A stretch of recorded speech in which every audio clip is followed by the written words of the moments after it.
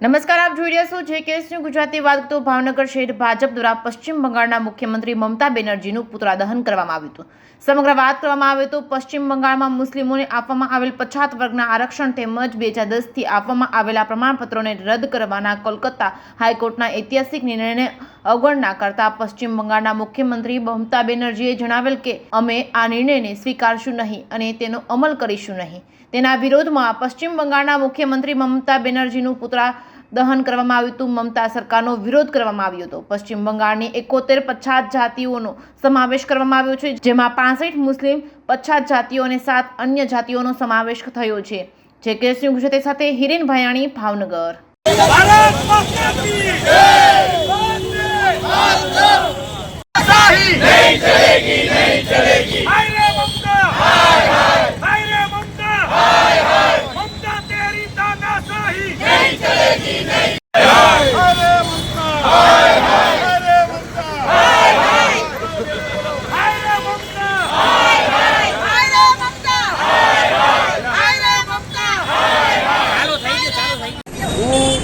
Naresh Makwana, Bharatiya Janata party શહેર મહામંત્રી, આજે ગુજરાત પ્રદેશની સૂચનાથી અને શહેર અધ્યક્ષ આદરણીય અભયભાઈ ચૌહાણના માર્ગદર્શન હેઠળ ભાવનગર શહેર પશ્ચિમ મોરચા દ્વારા પશ્ચિમ બંગાળના મુખ્યમંત્રી મમતા બેનર્જીનું પુતળા દહન અને તેના વિરોધમાં ધરણાનો કાર્યક્રમ આપવામાં આવ્યો છે।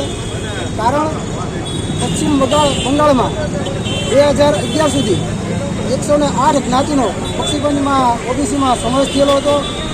2011 બાદ મમતા બેનર્જી દ્વારા બીજી 71 જ્ઞાતિનો એમાં ઉમેરો કરવામાં આવ્યો।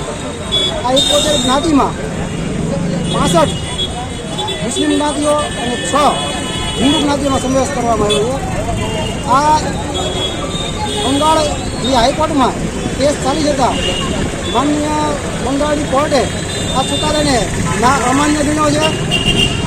એ દ્વારા અમે એનો વિરોધ કરીએ છીએ અને પશ્ચિમ બંગાળમાં મુખ્યમંત્રી મમતા બેનર્જી હજુ પણ એવો કહી રહ્યા છે કે અમે આ પક્ષીપંચમાં આ 71 જ્ઞાતિનો સમાવેશ કરીને જ રહેશું।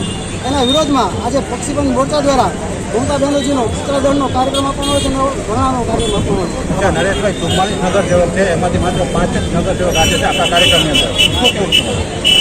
વેકેશનનો સમય છે એટલે ફરવા ગયા હોય